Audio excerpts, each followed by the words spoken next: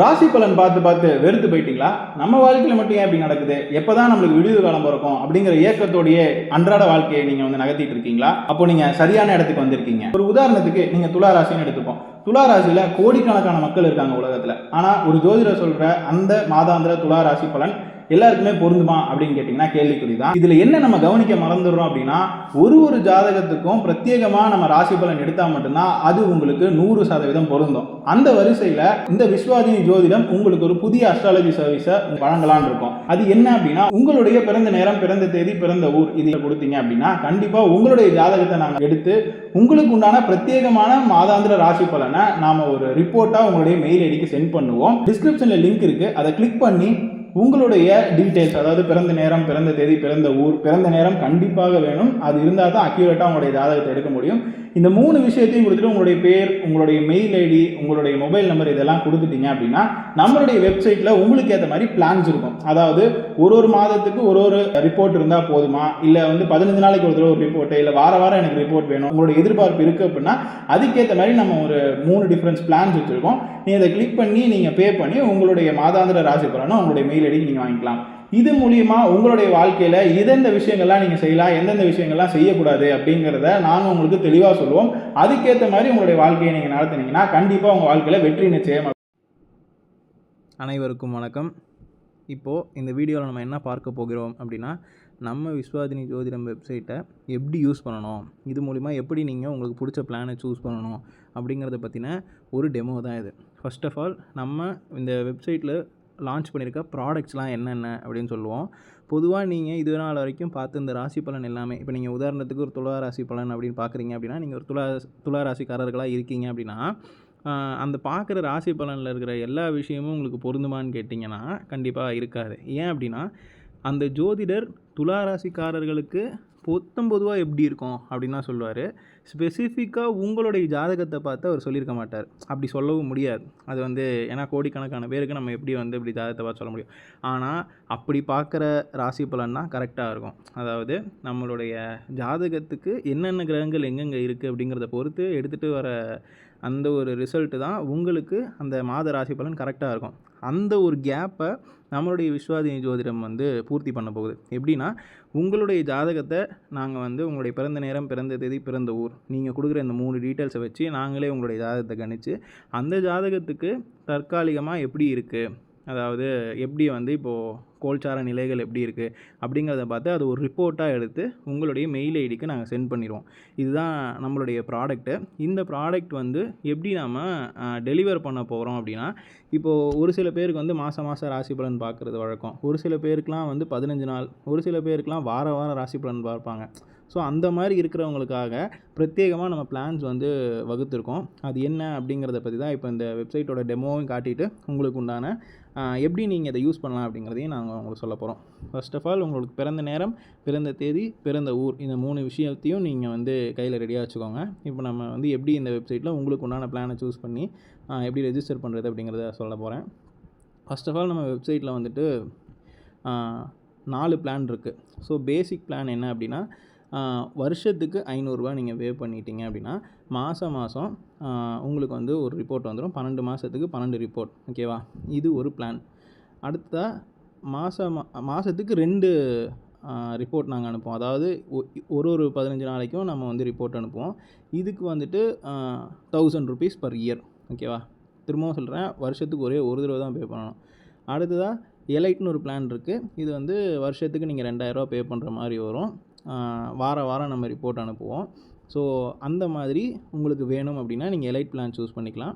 அடுத்ததாக VIP life planar அப்படிங்கிறது ஒன்று இருக்குது. இது எப்படின்னா, நீங்கள் கிட்டத்தட்ட ஒரு 2 நாளைக்கு 3 நாளைக்கு ஒரு தடவை கூட நாங்கள் ரிப்போர்ட் சென்ட் பண்ணுவோம். பேஸ்ட் அப்பான் உங்களுடைய நீட்ஸ். அப்புறம் ஃபுல் இயர் கைடன்ஸ் உங்களுக்கு இருக்கும். தனிப்பட்ட முறையில் நீங்கள் எப்படி உங்களுடைய வாழ்க்கையை மேன்மைப்படுத்திக்கலாம், கெரியர் எந்த கெரியர் சூஸ் பண்ணலாம், பிஸ்னஸ் பண்ணுறீங்கன்னா என்ன பிஸ்னஸ் பண்ணலாம், ஒரு ஜோதிட ரீதியான அணுகுமுறை உங்களுக்கு ஒரு கைடன்ஸாக வழங்கப்படும். ஓகேவா?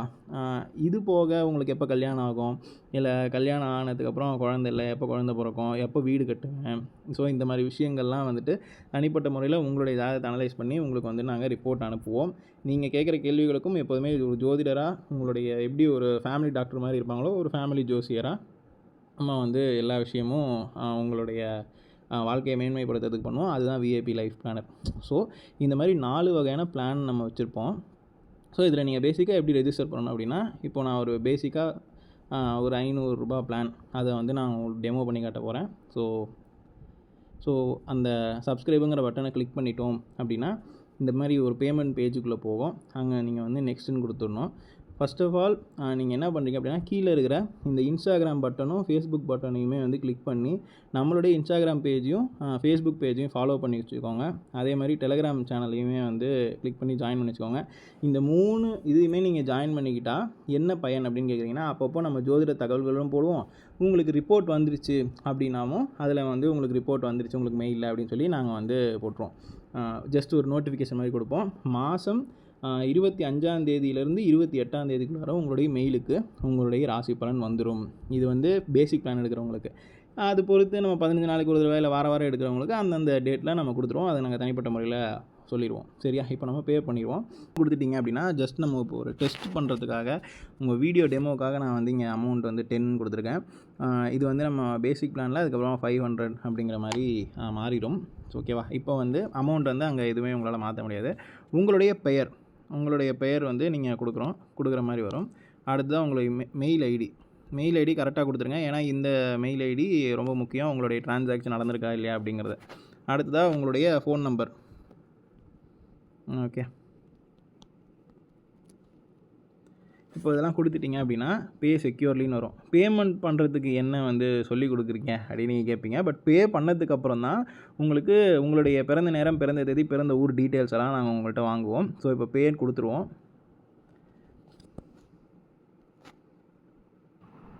ஸோ நான் இப்போ பே பண்ணிட்டேன். ஸோ முடிச்சதுக்கப்புறம் நீங்கள் வந்து உங்களுடைய ஆப்லேருந்து ஸ்விட்ச் ஆகி எந்த இடத்துல பே பண்ணிங்களோ எந்த ப்ரௌசருக்கு பே பண்ணிங்களோ அங்கே வந்துடுங்க. அங்கே நீங்கள் பார்த்தீங்கன்னா இந்த மாதிரி பேமெண்ட் சக்ஸஸ்ஃபுல்னு இருக்கும். ஸோ உங்களுக்கு தேவைன்னா அந்த டவுன்லோட் ரெசிப்ட் இதெல்லாம் கொடுத்துக்கோங்க. கொடுத்துட்டு கோ பேக் அப்படின்னு கொடுத்தீங்க.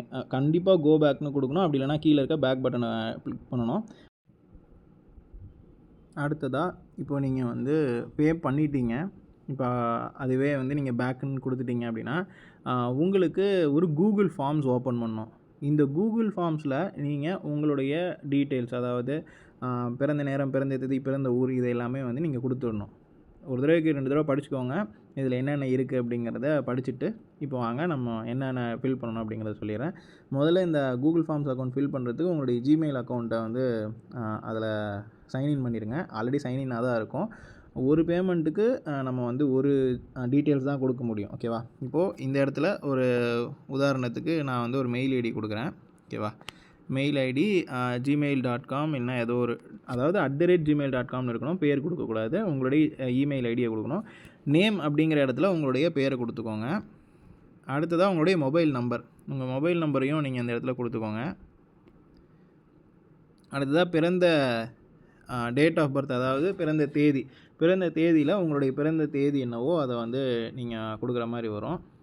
இந்த இடத்துல நான் ரேண்டமாக ஏதோ ஒன்று கொடுக்குறேன். 21/5/1900. ஓகேவா? இந்த மாதிரி உங்களுடைய நான் வந்து மாதத்துக்கு ஃபஸ்ட்டு எடுத்தோடனே மந்த்து. ஸோ மந்த் வந்து மே மாதம், தேதி வந்து 21. சும்மா ஒரு உதாரணத்துக்கு தானே நம்ம என்னமோ ஒரு தேதி கொடுப்போம். ஸோ இந்த மாதிரி ஃபஸ்ட்டு எடுத்தோடனே மாதம், அடுத்ததாக தேதி, அடுத்ததாக வருடம். ஸோ இது கொடுத்துட்டு டைம் ஆஃப் பர்த்து, நீங்கள் கொடுக்குற டைம் ஆஃப் பர்த் ரொம்ப அக்யூரேட்டாக இருக்கணும். அதுவும் வந்து ஒன்று ரயில்வே டைமில் கொடுங்க, அப்படி இல்லைனா ஏஎம்பிஎம்மில் கொடுங்க. பெரும்பாலும் ஏஎம்பிஎம்மே கொடுத்துக்கோங்க. ஏன்னா ரயில்வே டைம் பெரும்பாலும் யாருக்கும் பொருந்துறது இல்லை. ஓகேவா? இங்கே நீங்கள் ஏஎம்பிஎம் கொடுங்க. அதாவது எப்படின்னா, இப்போ நீங்கள் ஒரு மத்தியானம் 2 மணிக்கு பிறந்திருக்கீங்க அப்படின்னா 02 அப்படின்னு கொடுத்துக்கோங்க. 35க்கு பிறந்திருக்கீங்க அப்படின்னு கொடுத்துருங்க. ஸோ 2:35 மத்தியானம். எப்போதுமே மத்தியானம்னா பிஎம்னு கொடுக்கணும், ராத்திரினாலும் பிஎம்னு கொடுக்கணும். காலையில் மட்டும்தான். காலையிலேருந்து 11:59 வரைக்கும் மட்டும்தான் நம்ம வந்து ஏஎம். ஸோ இதெல்லாம் உங்களுக்கே தெரியும். ஸோ இப்போ மத்தியானம் 2:35க்கு பிறந்திருக்காங்க. பிறந்த ஊர் வந்து உதாரணத்துக்கு சும்மா ஒரு கரூர்னு கொடுப்போம். ஓகேவா? கரூர், தமிழ்நாடு அப்படின்னு கொடுத்துப்போம். அடுத்தா உங்களுக்கு எந்த இமெயில் ஐடிக்கு வந்து ரிப்போர்ட்ஸ் மாதம் உங்களுக்கு வரணும் அப்படின்னீங்கன்னா அந்த மெயில் ஐடி என்னவோ அதை நீங்கள் கொடுத்துருங்க இங்கே. அடுத்ததாக உங்களுடைய வயது என்னவோ அதுக்கேற்ற மாதிரி கொடுத்துக்கோங்க. கொடுத்துட்டு இங்கே சப்மிட் ஃபார்ம்ஸ் அப்படின்னு கொடுத்துடணும். நீங்கள் சப்மிட் பண்ணால் தான் உங்களுடைய டீட்டெயில்ஸ் வந்து எனக்கு வரும். ஓகேவா? ஸோ இப்போ வந்து சப்மிட் பண்ணியாச்சு.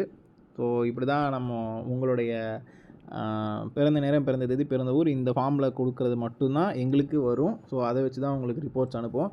ஸோ என்ன நான் உங்களுக்கு சொல்ல வரேன் அப்படின்னா, நம்ம வெப்சைட்குள்ளே போயிட்டு அமௌண்ட்டை பே பண்ணிவிட்டு வெளியில் உடனே வந்துடாதீங்க. அமௌண்ட்டு பே பண்ணிவிட்டு பேக் அழுத்தி இந்த லிங்க் வரணும் உங்களுக்கு. இந்த கூகுள் ஃபார்ம்ஸ் வந்து அதில் உங்களுடைய டீட்டெயில்ஸை கொடுத்துட்டு சப்மிட் பண்ணால் மட்டும்தான் இது ஒரு முழுமையான ஒரு வர்த்தகமாக இருக்கும், ஒரு டிரான்சாக்ஷனாக இருக்கும்.